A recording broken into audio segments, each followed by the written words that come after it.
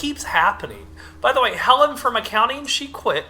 By the way, wait, so was she a part of our accounting, or was she just in the accounting? Oh yeah, no, I hired her and she quit because I didn't give her a paycheck. I mean, that makes sense. Yeah, damn, it makes why sense. though? I mean, it happened. Hey, politics, I get it. But hey, crazy shit with that bicycle card guy, right? Dude, he was awesome, right? I mean, Crack was scary, but like, bro, he was playing card in front of us. commit, dude. He was literally part of the act. I couldn't get his name ever. Oh, Hey, F2, did you get his name? I think he mumbled it, but I couldn't make it out, and then he just kind of phased out of he existence. phased. It messed with our equipment. He did the peace sign, and then just gradually faded out of existence, I can't explain it. Jake, while he was fading out of existence, you were talking about a movie you recently just watched. What movie was that? Yeah, Green Knight. I remember talking to you guys. You gave me the preview. I was excited. The main actor frustrated me, but he was realistic as a human. And you guys said he was like on point with this actual story. The movie, cinematically wise, was one of my favorite movies of all time because it does nature like no other. Like widescreen wise, you see fucking cool like things you'll never see, castles, ancient shit. Like it's cool. King and queen look ancient, decrepit. It's weird, but. What are your guys' takes? Like, what do you think was like the greatest like flaws? What were the greatest like greats? What did the actors do well? What did they do terrible? Would you like to go first, Mike? Or okay, I guess I will. More or less after the movie came out and I watched it, I did some looking up, and it's basically a one-for-one retelling of the story, all the way up until the end, where I have my issues because there's actually more that happens at the end of The Green Knight compared to what the film ends on. And that's kind of where I take a little issue with, because, man, after looking up and reading about the ending, it's just a shame, kind of the ending we got, because for how weird it is, where he gets robbed out of nowhere, and then he's hanging out in this count or duke's house for X amount of days, and he's gotta like kiss this duke, and don't forget the dead woman. He has to go dig the skull out of the. What are these side quests, bro? What is this shit? That happens in the original story. So I mean, this. What's the director again? He's been known to be artsy fartsy. You told me about him, or the studio or something. It's A24. Oh, it's an A24 production with like Midsommar and it's like tier 1 filming. Hereditary. It's super widescreen, super setting based. I would say the whole time. The Lobster. Yeah, and it's like visually, it's great. Like I would love to watch a series in this setting. It's just, in my opinion, I feel like the ending could have been done better, but it's a movie. You got to wrap up a movie. It's got to end off with your head. Off with your head. And on that note, that's kind of my take. What's your take on it, Mike? I liked it visually. The story, I mean, I was hyped up for it because it was just a movie that was that I had never heard of before. I was like, oh, The Green Knight, that sounds cool. And, you know, it was a good movie. That's what I went into it, bro. I literally saw the name and I was like, I want that film. That looks cool. Right. It's a good movie visually. Very well put together. Yeah. The effects are on key. The Green Knight, makeup, amazing.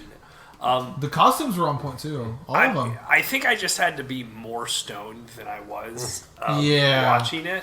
Yeah.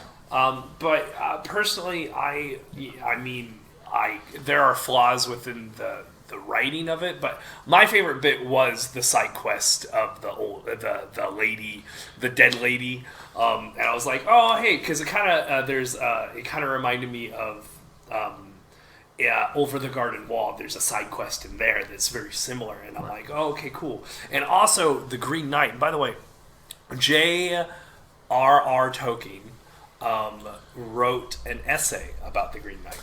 And I'll have to check that he out. got not necessarily a lot of inspiration, but that's essentially how he built his story of Lord of the Rings off of Arthurian legends of how their quests went. When you're grown up on Arthurian legends as a young British lad, that's what's It's gonna seep through your writing. Yeah, it's like where we grew up off of, Superman and Batman. That's going to bleed into our imagination. Yeah. That's how it bled into his. So it's nice to see old things still be contemporary and still be good for the most part. What was your overall thoughts on it? Yeah, Jake, what was your overall thoughts on it? Like I said, I will throw these out. Just hear my little fucking thesis, okay? Here's what film did really great. Like I said, widescreen, setting, the fox, right? That's the mom, it feels like, or that's the freaking, what is this, spirit animal that's following him around? And yeah, he never asked for it, but I'm like, that thing saved you, bro. So, my whole thing is like, okay, the film starts with he is tricked by his mom. Is what it sounds like. Yeah. Her witchcraft is literally creating a story for him to be not a lame. To stay alive, but then the fox, who is also maybe his mom, is like, yeah, you should take that sash I gave you off. Sorry, I can't explain that, but alright. Dude, yeah, just like I said, the side quests are fun. I agree with Mike. That stuff, I wish he would have got more of a reward, but he just was like, okay, on to the next thing. Now I'm in this weird, creepy dungeon where my wife is English now, and not the Irish lady we knew. I was like, what is going on? It was some weird fucking brain fuck shit, and he's trying to be a good person, and they're still like, no, you're not a good person. He literally gets seduced by his psycho English girlfriend counterpart. Yeah, what the fuck is this story about, man? You're not a knight. What? How? This dude is literally stumble fucking his way through the most bullshit thing I've ever seen. Like, okay, he's being naive and helps this person, pays the gold, but I would never let someone tell me where to go. You're dumb. Stake it out. Like I said, that's part of the charm, but also the double-edged sword of the story and movie, because it is so adherent to the story that those small things from when the story was first written in 1200, 1300 AD or whatever, things get lost in translation, so some things don't make sense. And well, do you agree with him having a baby and then ditching his girl? That sounded rough, man. I'm glad he didn't choose that route, but man, I was like, why are we watching this? Would he really be this much of a gutless coward? I guess if he runs away from the green ideas, the legend is not true. At the end of the day, because it's the only thing he's tied to, and if his only claim to fame is a fabricated story that he ran away from, I mean, how can you truly lead your people if you haven't cut your teeth, as they say, on other events, even though it's just one task. I mean, it's a fairly scary task because he beheaded the Green Knight, and then he has to go back and pay it back the same amount or offer up the same amount. And that's kind of why I have an issue with the movie ending, and just, I guess for spoilers, I'm gonna talk about the ending to the actual story. So yeah, it literally, where it ends in the movie, he says, "Off with your head," and brings the axe down, but only grazes his neck because the Green Knight turns out to be the old man in the Duke, the Earl that took him in, that fed him. He went out and hunted, but then also asked for a kiss or whatever. He just wanted to test his grit to see if he was actually a man of his word to follow through.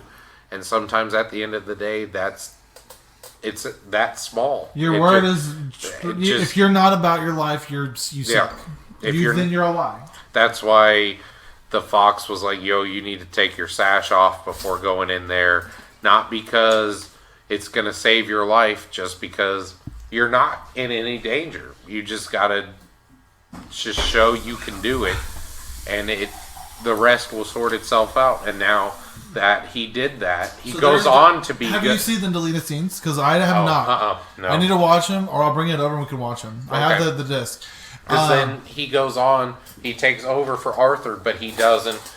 He does take her in, right? He doesn't betray the lady or the Irish brothel lady. Yeah, lady. He takes her in as his betrothed. He's a good ruler just because he just sucked it up and did one thing. At the end of the day, sometimes that's all you got to do. And I was okay with that ending. I just wish we get a little bit of that. We don't get the optimism, you know? And that's my issue with the ending is because, like, yeah, it says that, and he's like, yeah, off with your head. But it's like, no, we don't get the resolution of him marrying her, him having a child that's healthy and normal, him following through on everything. That, like, just sucking it up and doing it is sometimes all it takes. And he was honorable, man. They would call his mom a witch, and he would fight, and I respected that. And the movie just ends. Yeah, man. And that's my issue with it. I give it if I had to rate it, an 8.5 out of 10. Solid 8.5. I'd give it like a 7.5, 8. 6.5. Fair. But that's just, it's great visually, my guy. Yeah. But I do own the movie. Me too. I bought it, man. Yeah, 4K. Like I said, I can appreciate the more of the adhering to the actual source material, which again is a double-edged sword. Either you like that part or you don't. It's really just the ending for me that he feels human of the Arthurian legends, because King Arthur is this goat, right? He's Superman, and then you have this dude who's actually humble and actually kind of just does his vice, goes away, escapes like every human does. He's normal, and then you has to be like, oh yeah, I'm noble. I'm Arthur's nephew. I'm Gawain. And so then that story is fucking awesome because he's like, he does have to go through some bullshit because he's naive. Mm-hmm. You gotta go through. We all have our own trials and tribulations, and you have to go through those. When he cut his hand with a sword, lame. I was like, you're dumb, bro. How are you a knight? You're lame, dude. You're so lame. You're gonna call yourself the nephew of the great Arthur? God, bro. Yep.